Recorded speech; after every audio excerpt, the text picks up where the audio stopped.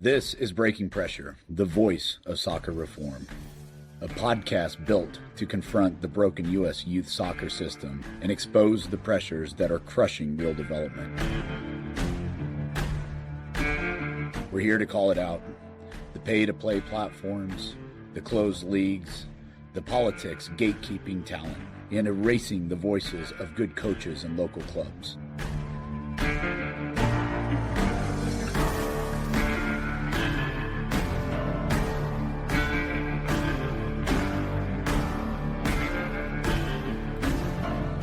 At our core, we believe in something better, one where players are developed to be brave, creative leaders.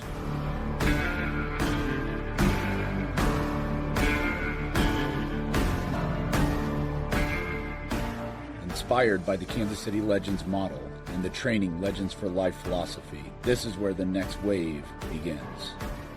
Welcome to Breaking Pressure. Let's rebuild the game.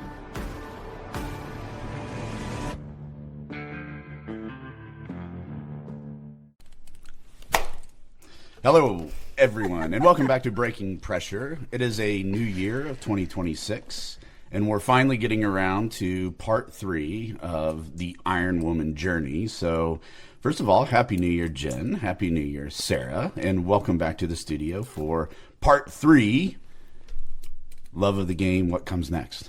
Yeah, Happy New Year. Happy New Year. Yeah, super excited to be here, and I have to say that we have been gone for quite some time, right? Yep. So much so that our love fern died, Brad. So our plant in our window that I brought in specifically for you because it was shaped like a heart, A love fern. it died. So good luck to us this year. Yeah, let's hope that's not a sign of what's to come in 2026. Oh, my. Well, Who's responsible for watering it? Well, don't start. Don't open that can Okay. of worms, Jen. That's just it's too early in the year to go down that path. Now, Sarah does a good job of watering them, but I'm pretty sure it's my responsibility when I'm not when in she's not studio around for a little while. Yeah. So there's blame to go around, I'm sure. Yeah, so he killed our love, Jen. That's how it's going to be framed.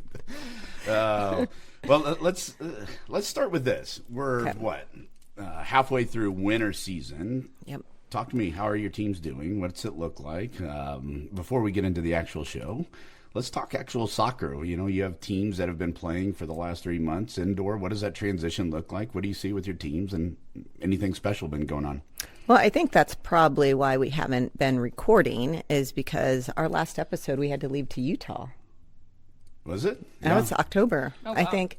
Yeah, so we've It's been some time. yeah, so soccer has taken over our life the last few months, and yeah, we've neglected some of the podcast and of course our love. So yeah, I think that would probably be where we start, is because we ended kind of season with GA Aspire Utah regional event. Yeah. Well, we had more local What did we- GA Aspire games and stuff in Heartland and stuff. I think, the month of December has been a good time to,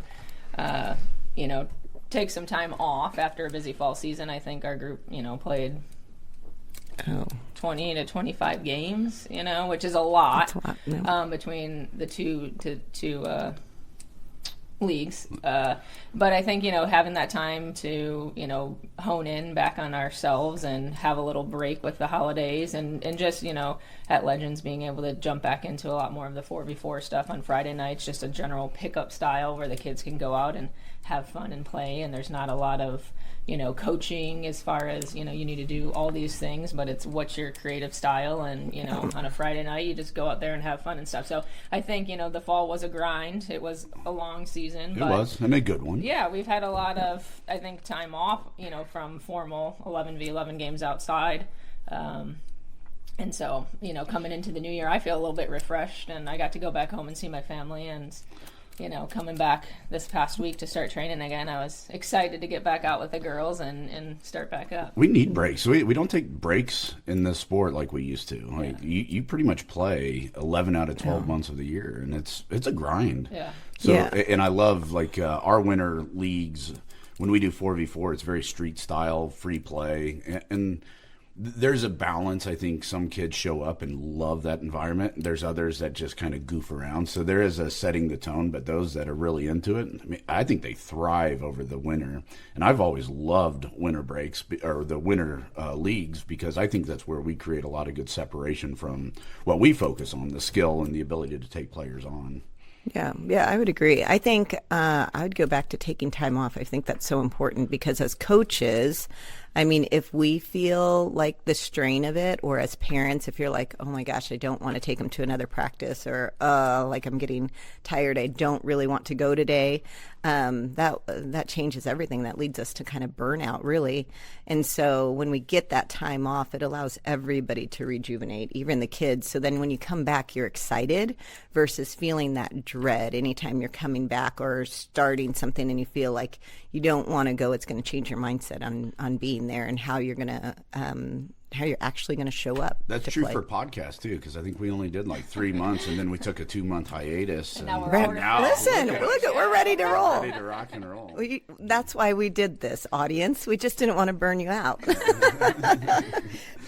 So let's kind of recap where we've been. So we started with the early days of Jen and your career playing in club and finding your path through high school, then college. And then on round 2, we talked more deeper in college and then your professional career. And, you know, at some point, your career ends, right? And I'm going to read this because I think it's really good. It says, at some point, the trophies stop mattering. What stays is the impact, the people you lift, the lessons you passed on, and the love you kept for the game.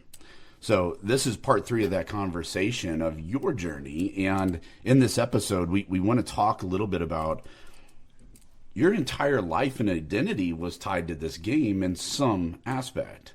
What does it look like at the tail end of your career? What were the signs that were saying, hey, we're getting there? It's time for me to hang up my boots. And how do I go, create a meaningful impact in another part of my life? What's that look like? Well, that's a tough question. No, I for know. sure. And I think, I started playing, so the professional league started almost a year after I graduated college. So I kind of stuck around Notre Dame, hung out there. They had a draft. Did you coach? Yeah, so I was a volunteer assistant coach that next fall season. So what would that still been 2007. And then they had like the draft and everything that next spring with the WPS.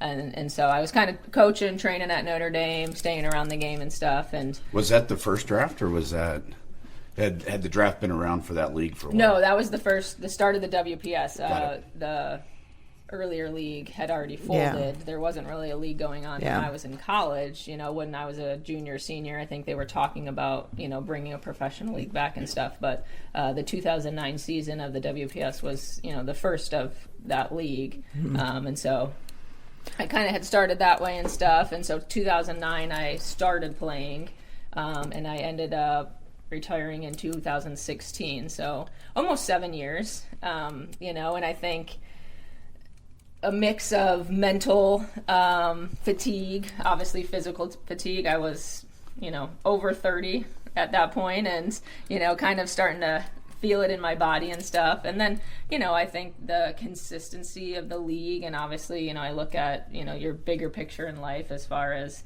the league typically ran from March through September-ish, and trying to figure out what we would do in those off seasons and how to compensate with money and stuff. So there's a lot of different factors.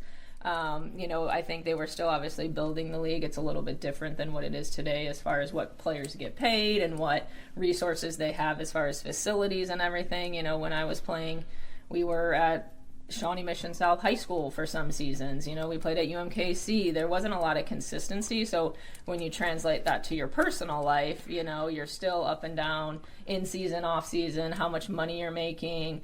And I think, that takes a big toll mentally on kind of what you want to do. And at some point I just was like, okay, I think I'm ready to move on to something a little bit more consistent, whether it was, financially or just across the year, traveling, all that kind of played into it and stuff. So do you sit there and look at the league today, and I'm not going to put words in your mouth.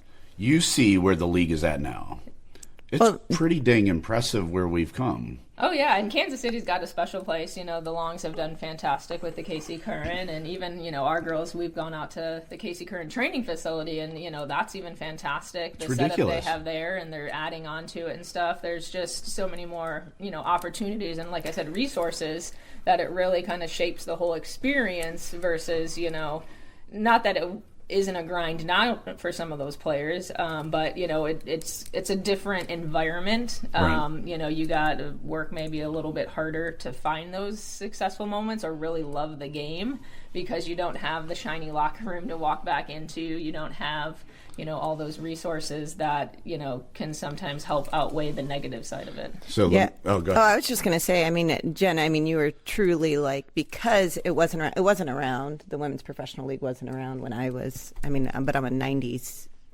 graduate. And so this is where you're truly like a trailblazer. You led the way for kind of this early development, or where we are today in kind of the women's professional game. Because I remember on one of the episodes you said, yeah, there wasn't like, the kids were painting signs and you were at Swope Parkway, and now we have like our first professional stadium here in Kansas City.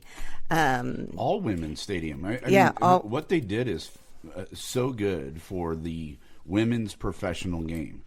And I sit here and I go, man, if I'm sitting in your seat, it's one of those, was I born in the, like, can you imagine if you were playing? Does it make you mad? Does it excite you to say, look at what I helped build? No, how do you, what's your lens for this? I'm going to put words in her mouth, because she's walking around like, you're welcome.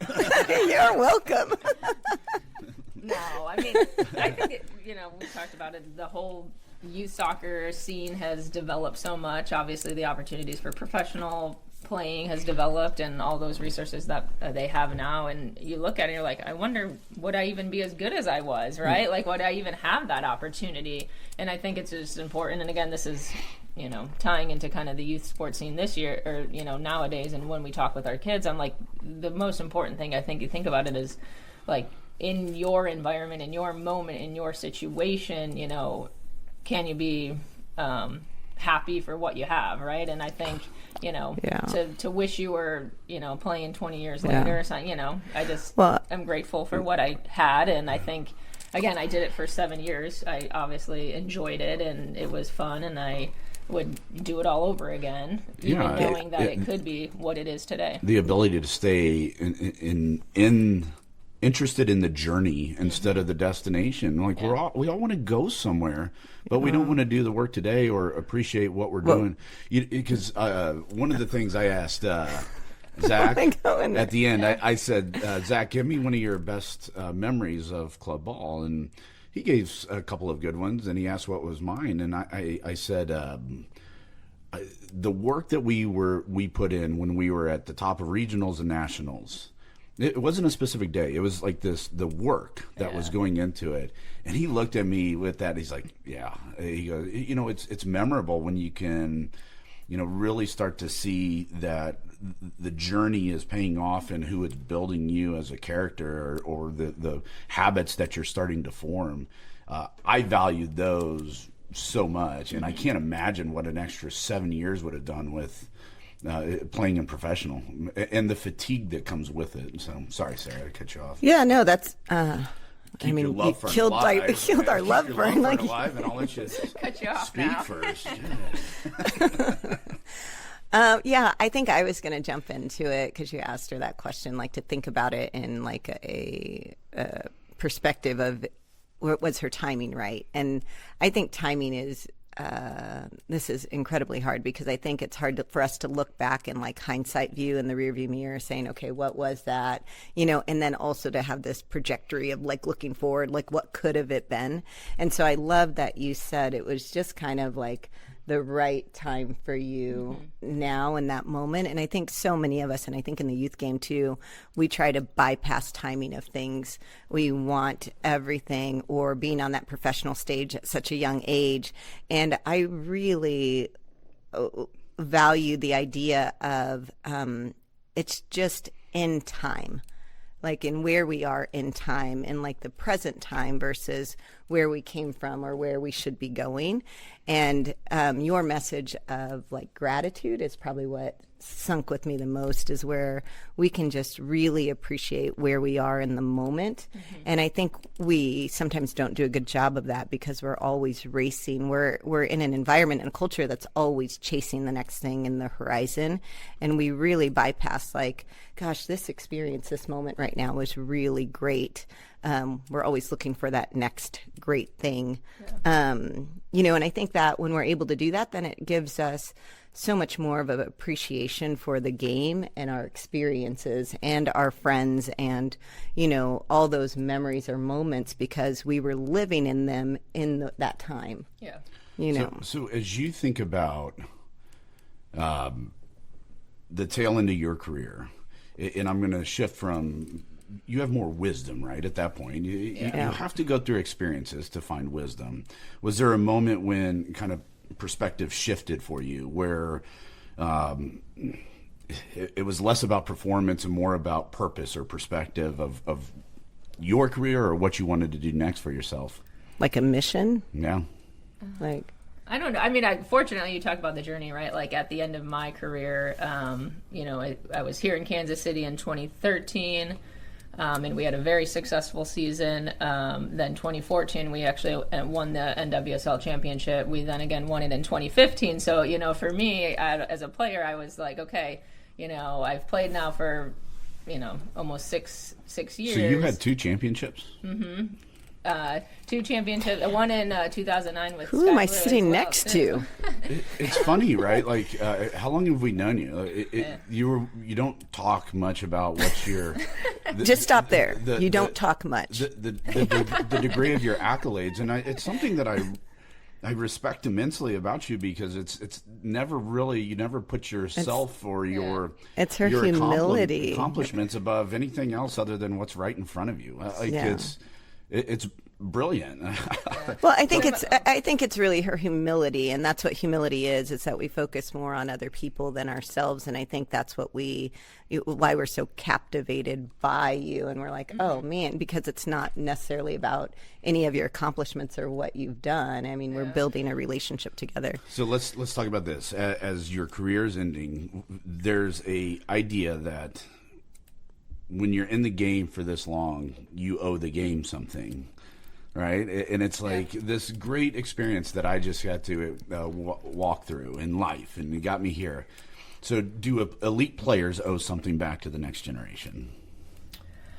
I mean, I think it depends on, you know, you got to be a coach, right? You got to want to lead and help that younger generation, like you said. And I think it is important with the experience and, you know, the journey that you've been on, if you can do that, if you have the motivation to do that, if you have the patience to work with, you know, children and want that in your life. I think it's really important because I look at the girls and teams that I coach, and I think it's valuable to be able to say and coach how I do because I've been through the process. I've been through the journey. It may not be the same journey, right, for everybody, and it may not, you know, obviously the times have changed like we've said.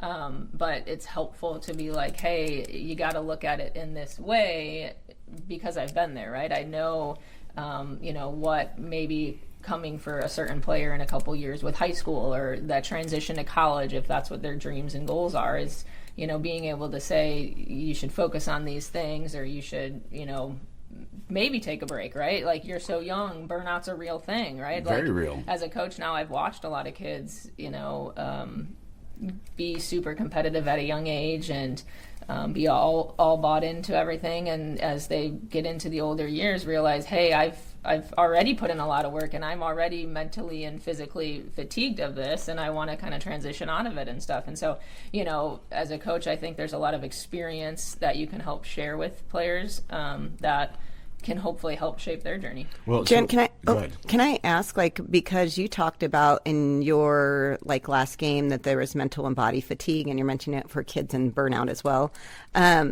So I saw the highlight of your last game, and I'm going to tell you, I did cry. It was very emotional for me, and I don't think it would have been if I didn't know you, because I'm like, oh, they're retiring. Yeah. But when you put meaning to it, like she's really decided to be done with the game after such a long journey.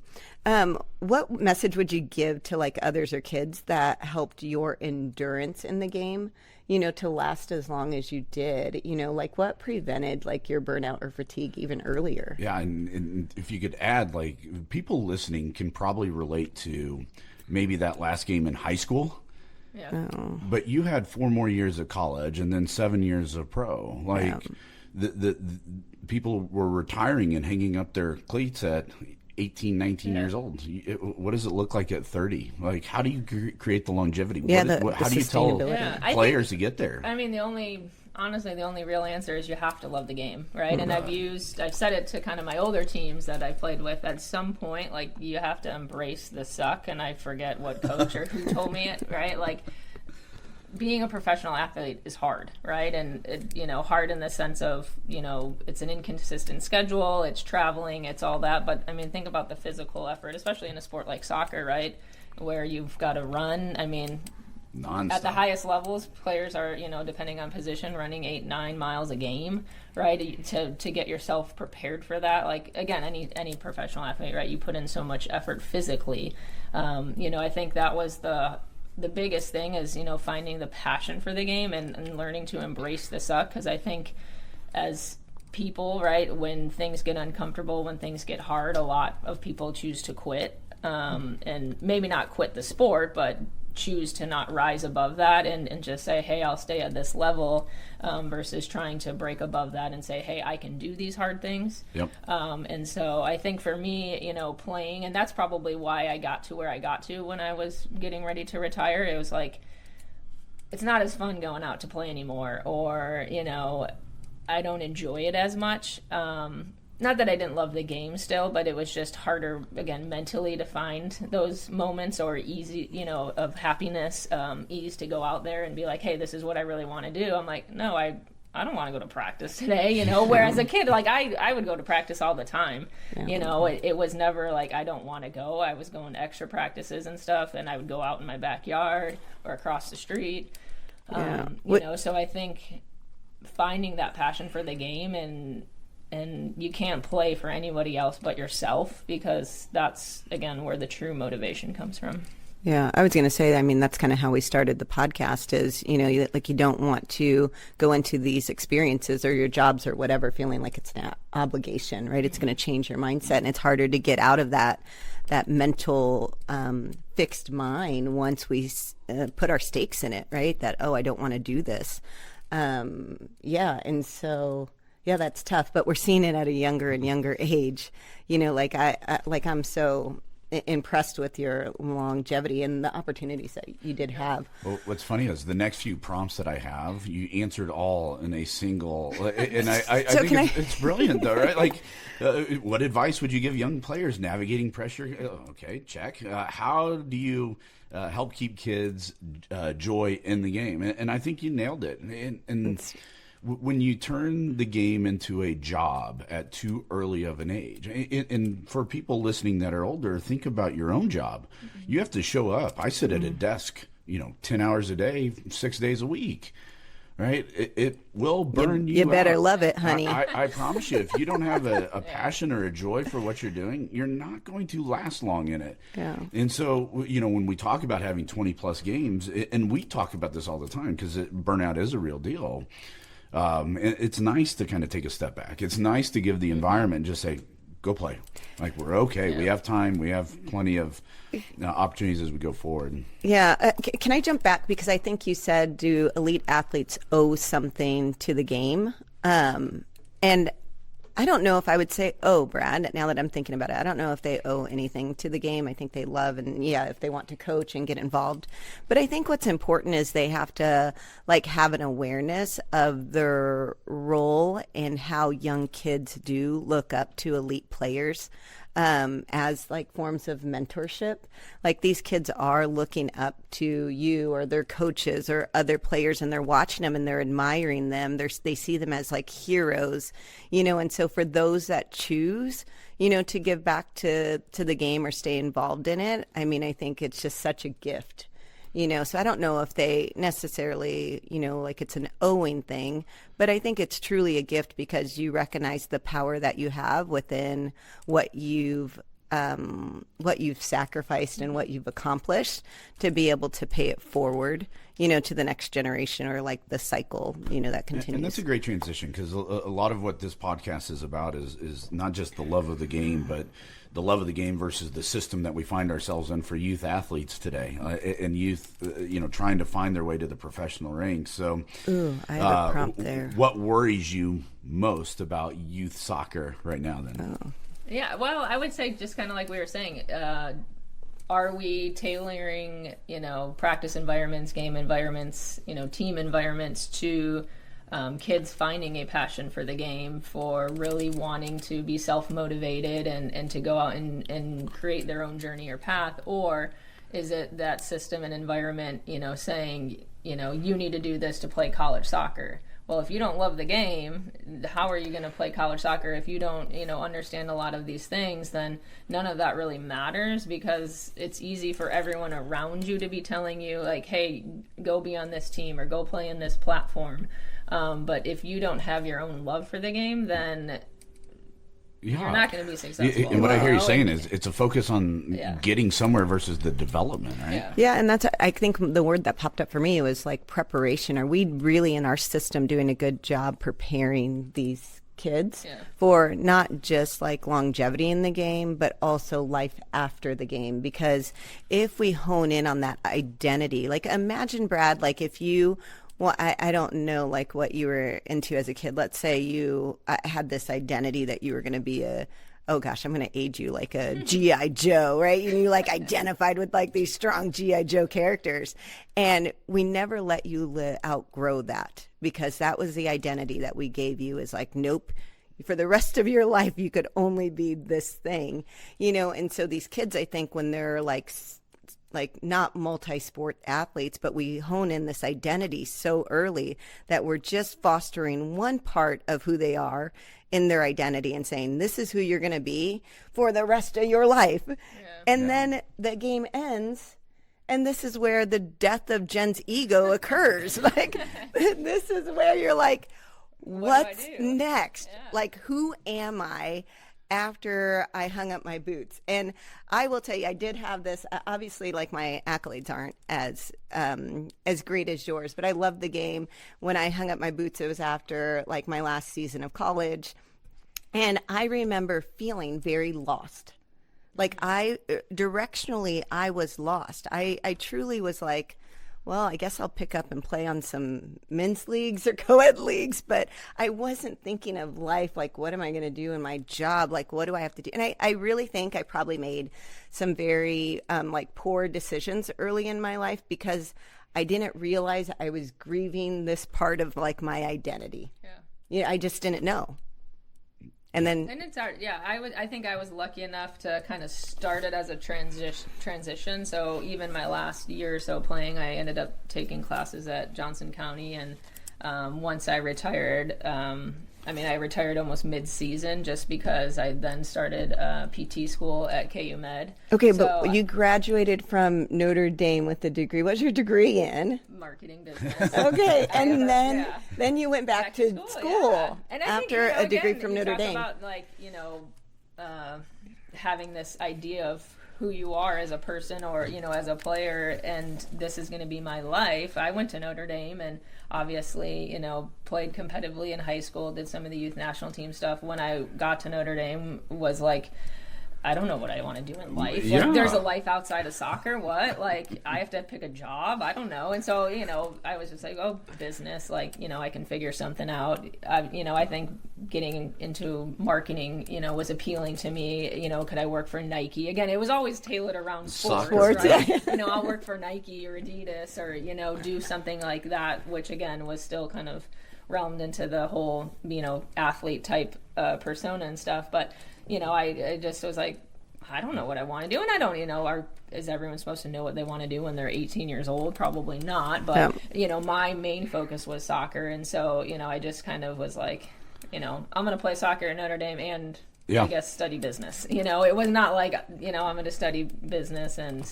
soccer will be thrown in on the side. And so, I had a little change of heart. And like I said, playing professionally, you have to work in the off season. And so I did, do some marketing stuff. I was in the office in the off season doing some different things. Around the game, or was it? Back in Chicago. No, it was completely separate from that. And cool. I would, get up early and go work out, and then at lunchtime I would leave and go. It was a flexible thing, and go play with the boys, and then come back because you're in off season. I had to work and make money, but also be ready, for the next season. To go play. I forget kind of where I was going with all this, but it's because you were lost at the time. Yeah, you were lost at the time. That's why. For me, transitioning when I was done playing, I had already kind of thought, okay, I'm going to start taking these classes at Johnson County. I'm going to transition to PT school. So I kind of had that for myself laid out. I was also already coaching at Legend, so I was still kind of around the game, but it was hard to not be that person anymore. Thankfully, I did stay, coaching and was around the game and could share my passion that way. So I think that was helpful. Oh, I would imagine. Well, now she coaches every night of the week. Yeah. She does her PT job and then goes straight to the boxes. Now it's a different kind of crazy. That's hilarious. So I don't think our system it really prepares young athletes well enough, for the next steps, and really helping them understand the bigger picture, because I think we do get so honed in on one thing or their identity so early, rather than really allowing the system to utilize all the resources to create a well-rounded person, with looking at not just who they are as an athlete, but who they are as a person, their character, their principle, their values, helping them see life outside of soccer rather than this is all you're going to do. Or soccer as a stepping stone to get to a bigger purpose. How many kids look at the college that they're going to with an idea of, I want to go here because when college is over, I want to do this with my career. I want to do this. And I will say that's a tough, just like you have a marketing degree and you're in a completely different field. She's on a podcast now. We're actually getting back to it. I'm pretty sure she's secretly still in marketing because she's wearing Nike and she talked about Nike. Oh, she wants sponsorship. Do we need to stop? Is there anybody out there working with Nike? Jen still has a dream. No. And she... Dream big, kid. She has to chase it. I got an Adidas sponsorship while playing, not Nike. Oh, you did? my Copas were my all-time favorite from growing up and stuff. And so, obviously, Notre Dame was an Adidas school when I was there. And they always tried to transition you to the newest shoe. And I was like, nope. I'm sticking with my Copas. I love Copas. Once I started playing, I was able to kind of carry that on and stuff. So the last day that I played, or I had to go meet with the GA, and I had to tell him, hey, I'm not coming back and my career's done. And so I went back and I had my Copas. I played with them my entire life, signed them, put them on the wall. May have had a few drinks prior to doing so. I wish I had those cleats back.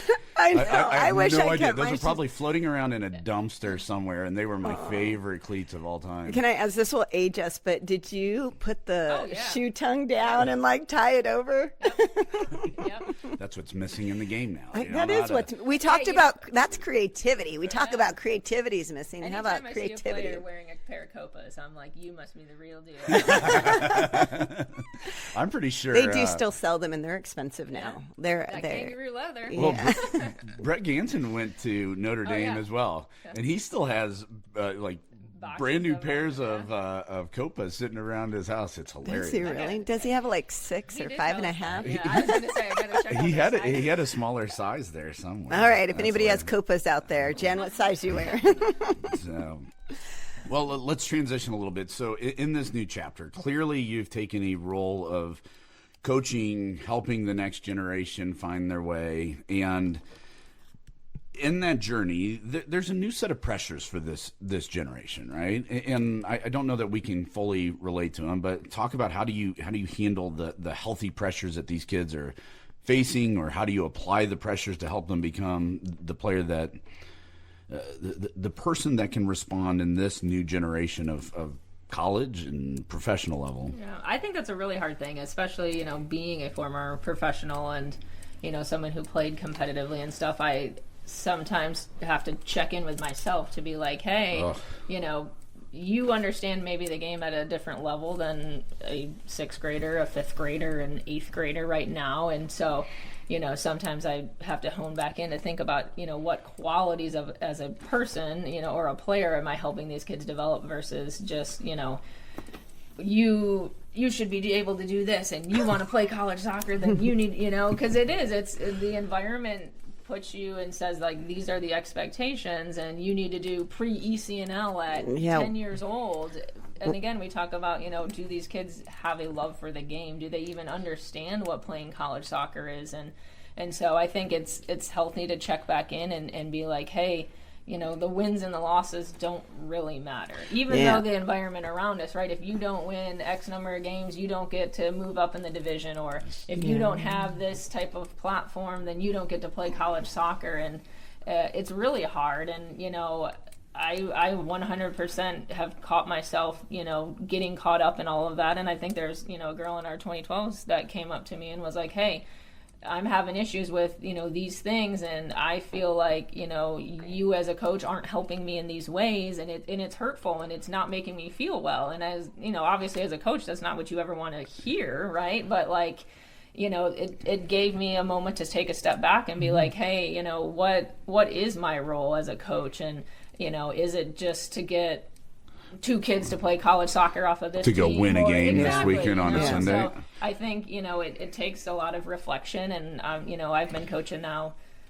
when did I start? I guess 2013 at Legends, so it's been over 10 years. And, for me as a coach, I've grown. And, again, when I first started, I was still playing and I was, just kind of helping out, and it was just fun. But I've watched the game, or, the youth game kind of grow from even when I started 10 years ago to this competitive, we call it cauldron or whatever, where, there's just so much pressure to, be on the next team that does this, or to do this number of practices and that. And I think it's hard. You got to check in sometimes and be like, hey, are you having fun? Are you doing these things for yourself, or is it because your coach says this, or because the team does this? There's a lot of self-reflection that I think people miss. So let's go back to the core of what you said, and I think it's because our goal as coaches is not to necessarily build the perfect player. It's to protect the passion of the game. Without the passion of the game, there is no perfect player. Tell me one player that is out there that is playing at the highest level for any other reason other than he loves or she loves this game, right? All the great players, they love it. And we push so hard and give these certain pressures, or we give jobs to kids to go win games. That drives me crazy. When you ask a kid, why aren't you, taking players on? Why aren't you going to go be the goal scorers? Why aren't you trying the difficult things? Well, it's not my role on the field. It's not what I'm supposed to do in this. You're playing a game. Yeah. Go do whatever the hell you want to do, right? Get better at it. And I'm fearful that we're not protecting the passion of the game enough. Yeah, but I was just going to say, well, welcome to Breaking Pressure, because that's all what you've just described, or the pressures of life, the pressures of the sport, the pressures we put on kids, the pressures we feel as coaches, the pressures of, all of these systems after they got deconstructed when ECNL came out and whatever. Then it just created so much more pressure in the world that we all have to like face and deal with. And so I appreciate what you said, because we have to kind of keep ourselves grounded and have more deeper reflection on what really is our purpose, what is our mission, and how do we want to really support, or continue the growth of the game, and because we love it. I mean, we're still in it because we love it. We talk about our love for, and I mean, we played against each other. We fell in love playing soccer against each other. It's all part of it. And so when we really take a step back for these kids, and we can humble ourselves a little bit and let our own egos go, then I think it makes we have to do it all the time, especially as parents. We did it the other night as parents. Fee hurt her knee in practice, and she came home, and it was this idea that Dad's going to be upset with you, or Coach is going to be disappointed, and all these things, and we're like, this poor kid. And I'm like, the realization that we had, and similar to you told me this as well, that your dad coached you for a long time, but our kids have only ever known us as coach and parent. Yeah. And that's a double whammy of disappointment and pressure. and pressure, because we played at an intensity as well, and I think we carry that intensity as coaches. We try to harness it in healthy ways. Yeah, but it's unspoken intensity. It's an unspoken intensity, and what we had to share was really try to break down is we're disappointed that you got injured. Yeah, not because we care that you got injured. We care that you want to be here and play the game, and we want the best for you. And we had to remind her, we love you. Yeah, it's not about your performance. You're our kiddo. What I think we try to do here is just create some humility in all of this, right? It's like nobody's perfect, and but set the standard. And you have something to say? No, You're just pointing at me? No, I think you need to think about the qualities, and these are just basic, good qualities of any person, right? Like hard work. Can your kid go out and work hard, whether that's at practice or games, without, a coach yelling at them to say, hey, you need to, try harder, right? Or can they go out and work hard without the motivation of, I'll pay you $50 if you score a goal? Like, no, just go out and work hard, right? Mm-hmm. Or, can they become good leaders with good communication? All these things, they're sports that they can develop commitment, right? Being a part of a team, learning that responsibility to show up every day and be there for your teammates and stuff. So I think, learning how to handle criticism and critique. That's a big one today. Yeah, and loyalty and sacrifice and one of the big things when we switched over and Sophia started playing for you, I remember saying vividly, like, what does this look like at the end of the journey with Legends and Jen? I said, it ends maybe in a high school game where it's her last game, and her coach is probably there saying, hey, you did a good job, That's it. And she walks away learning how to be a hardworking, good human being. And if you can do that, everything about this game is trying to train kids to be better human beings. Find a passion and the love for it, but at the end of the day, your journey's going to end eventually. Yeah, but I also think for that, Brad, in our conversation with getting Jen, because we wanted her to have a positive coach in her life. Yeah. We wanted to put her in an environment where we understood or learned about who that coach was and what value they had that they could instill in our kid, because it wasn't that the coach would say, hey, you're doing a good job, but it's somebody like Jen that's going to actually show up for her final game, that is going to say, or after, when she's lost in life and maybe she doesn't want to call us and she's like, I'm going to call Coach Jen. I mean, she literally had this, she was watching Karate Kid. Yeah. It was the new Karate Kid with Jackie Chan. And he kind of lost the love for fighting or whatever. And he was deep in a depression in his room. And Jackie Chan came in and started doing this secret ninja stuff in the room. And Sophia looks at me and she goes, Mom, if I ever did that, I could see Jen coming in and kicking soccer balls at me and saying, let's go, get up. But I'm not going to let you be a quitter. Yeah. But I love that because she's associating who you are and the role that you would play in her life, not necessarily because because you won a game or whatever it is. She's looking at you as the person that she admires, that is that mentor that will be there for her. And I think you've displayed that with a lot of other athletes that you have. And I think that's the other reason why we are really thrilled and happy to have you as a part of Sophia's life and, in soccer, and for all the kids at Legends. You really have to find, good coaches, and the coaches that aren't doing it for their own ego, that they're doing it really for the betterment of the child in the game. So we'll wrap up with this one, and it's a hard one. Okay, last one. If you could speak directly to your 10-year-old self, right? Your 10-year-old, a kid falling in love with soccer at that moment, what would you say to her? Yeah, you can take a second. That's a tough one. Oh my gosh, are you going to make Jen cry? How do you go back to a 10-year-old and say,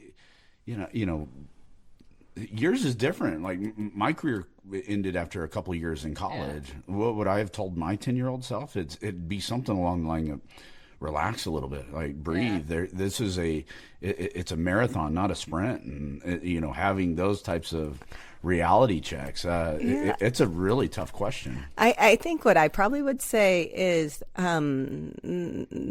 that biblical statement of the best is yet to come.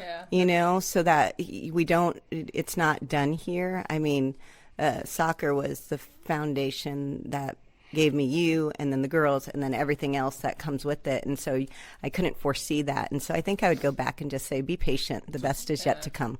I think you just got to trust the process, right? And know that, where you put in the hard work, it's going to continue to bring you success. And whether that's, on the field or other areas of life, I think it's easy to, again, get caught up in everything around you and not, just trust the process and realize if you put in the time, you put in the effort, then you're going to find success. The grass is not always greener on the other side. No. Do what you need to do and just trust the process. I'm going to put a plug in because I think, Jen, we made you a shirt the first time you were on our podcast that said, just play. Trust the trust the process.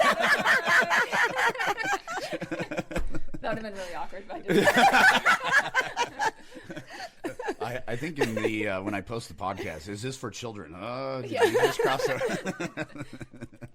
Well, listen, this is the kind of a sad end to a 3-part series, and first of all, thank you for showing up and doing this. It's not easy, right, to put yourself out there, and it's not easy to kind of look back and reflect and have some of those conversations, but I think it's so important because if we don't keep showing up and trying to have influence on this game, it's going to get out of control.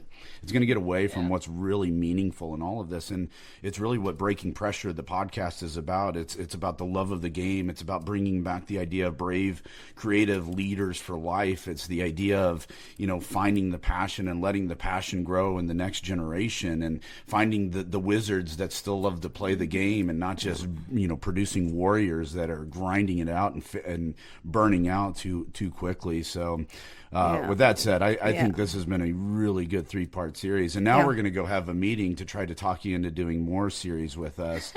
So for all of our listeners, if you've enjoyed the last few, hopefully she'll be back. If not, she turned us down. Then you'll all know. Then you'll be stuck with Sarah and I talking about love ferns for the next 3 years. But with that said, I do want to say, thank you for being part of this, but also for being a part of the sport, and we don't get to always see it all the time, but I mean, I think you do incredible things with the kids. So thank you for being a part of it. Brad, you're all right. Yeah, trust me. Just show up and look pretty, honey. We'll share that story on the next one. So. Well, thank you, everybody, and appreciate all the time. And for listeners, make sure you're subscribing and following us, and we'll do a better job of releasing our content here in 2026. And we'll try not to kill all these plants this year. So thank you so much.